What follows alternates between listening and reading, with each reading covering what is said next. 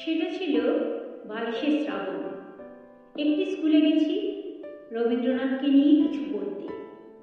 ছোটরা তাদের উৎসুক চোখ নিয়ে তাকিয়ে রয়েছে। হঠাৎ মনে হলো, কি বলবো? যা বলবো তাই যদি এদের কাছে ভুল প্রমাণিত হয় পরে। রবীন্দ্রনাথ তো কোনো স্কুল পাঠ্য অঙ্ক নন যে সবার খাতায় একই উত্তর হবে। এক একজনের রবীন্দ্রনাথ এক এক রকম। বাড়িতেও মেয়ে এক আধবার জানতে চায় তার ক্লাসের রবীন্দ্রনাথ নিয়ে। হাত ছাড়িয়ে পালায়, কারণ অনেক সময় যে নিজেই বুঝতে পারিনি রবীন্দ্রনাথকে। ধরা যাক সোনার তরী, এই একটা সব গুলিয়ে দেওয়া লেখা আমার জীবনে। হ্যাঁ, আমার জীবনে। অন্যের জীবনে তা নাও হতে পারে। প্রথমেই কবিতাকে আমি কিভাবে পাই একটা বর্ষার বিকেলবেলার শেষে, এক বারান্দায় বসে থাকার সময় কবিতাটি আমাকে দেখা দেয়। আমার বয়স তখন 8। 1962 সালের জুলাই মাস ছিল সেটা।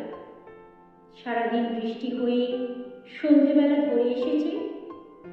আকাশ স্লেট রঙের কালো থেকে একটু উজ্জ্বল। সূর্য নেই। আমার মা কবিতাটি পড়ছিল সঞ্চয়িতা থেকে, উচ্চারণ করে করে। আমার মায়ের কিন্তু কবিতা পড়ার ঝোঁক একেবারেই ছিল না। সারাদিন নানা কাজে ব্যস্ত থাকতে হতো তাকে। গল্পের বই পড়ত, কবিতা কখনো নয়। তবে সেদিন মা পড়ছিল কেন? পড়ছিল আমার বাবার কথা মনে করে। এপ্রিল মাসে বাবার মৃত্যু হয়েছে। বাবার ছিল ওই কবিতা বলা, গান গাওয়ার স্বভাব। এক একটা মানুষ থাকে না, সারাদিন বাড়িতেই থাকে, ফুল গাছ লাগায়, বই পড়ে, গান গায়, কবিতাও পড়ে, কিন্তু কিছু করে না। বাবাও সেই রকমই ছিল। প্রায় কালো হয়ে আসা আকাশের নিচে গাছপালা যখন সারাদিনের বৃষ্টিতে ভেজা, তখন সেই কবিতার শেষ লাইনগুলো শুনতে শুনতে আমার মনে হয়েছিল এই কবিতাটি আমার বাবার মৃত্যু নিয়েই লেখা। শ্রাবণ গগন ঘিরে ঘন মেঘ ঘুরে ফিরে, শূন্য নদীর তীরে রহিল পরি, যাহা ছিল নিয়ে গেল সোনার তরী। বুকের মধ্যে কি একটা চাপা কষ্টের গুরুভার। আমাদের ছোট ওই সংসারের মধ্যে বাবা ছিল একটা আনন্দের উৎস। সারাদিন ছোট ছোট গান, মজা, কবিতা, বাগান এসব করে অভাবের কথা যেন ভুলিয়ে রাখত। সেই লোকটা চলে গেছে, আর আসবে না।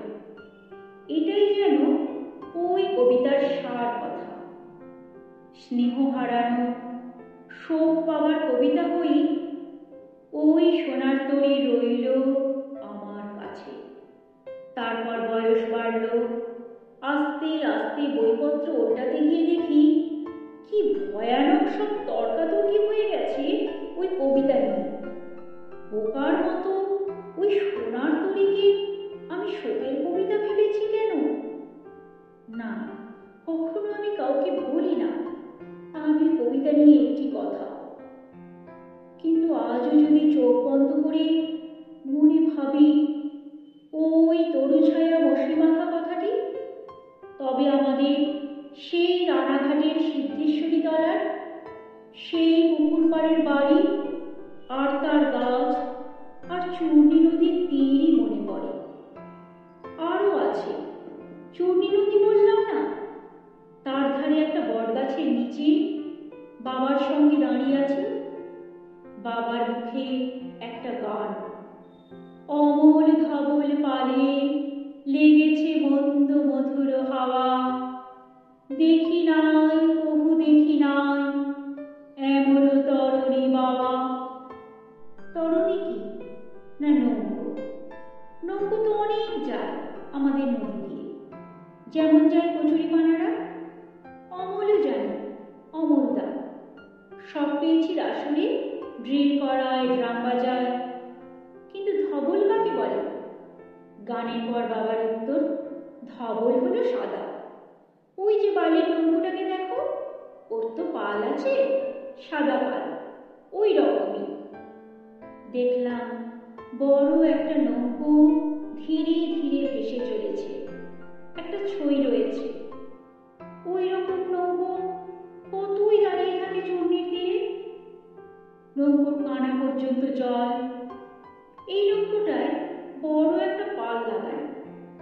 মনের ভেতরে থেকে গেল সেই নৌকো আর তার পাল তুলে যাওয়া।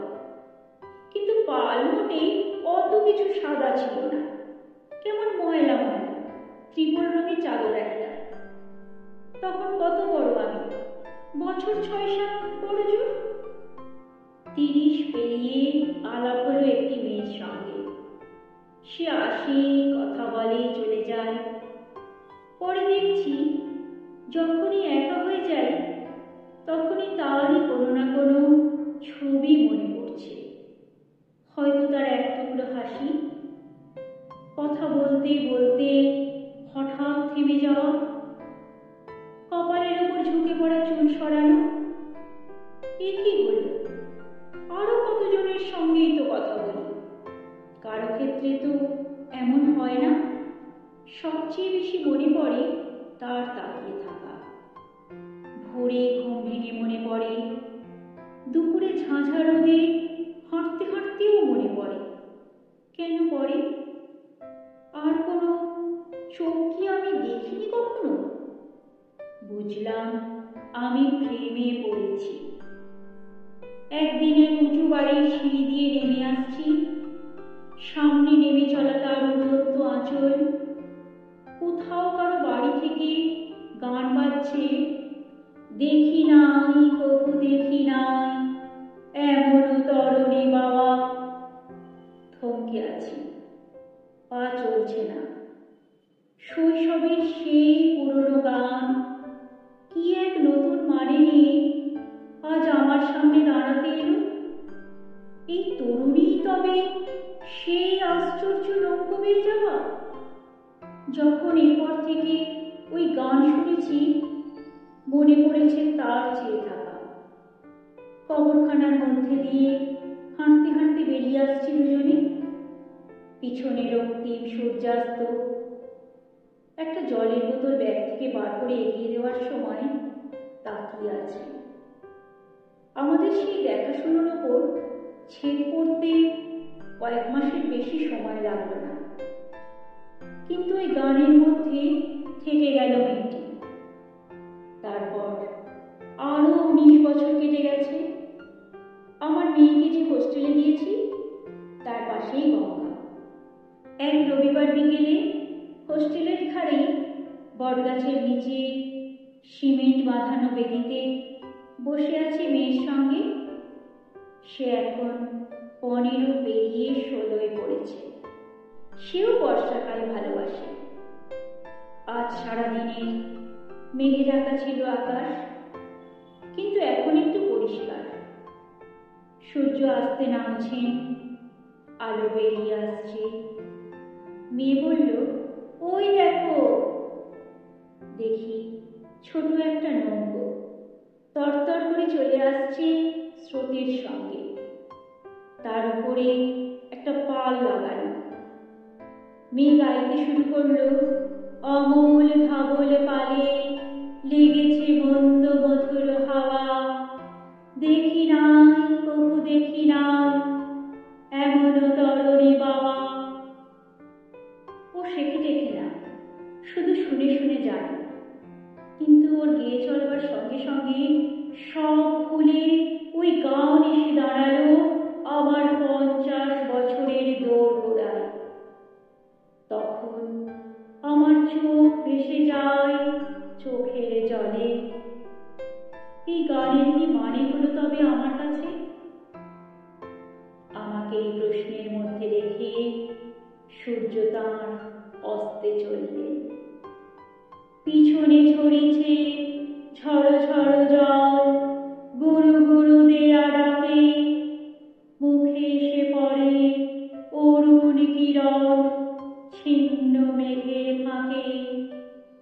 ওগো কান্ডারি, কে গো তুমি, কার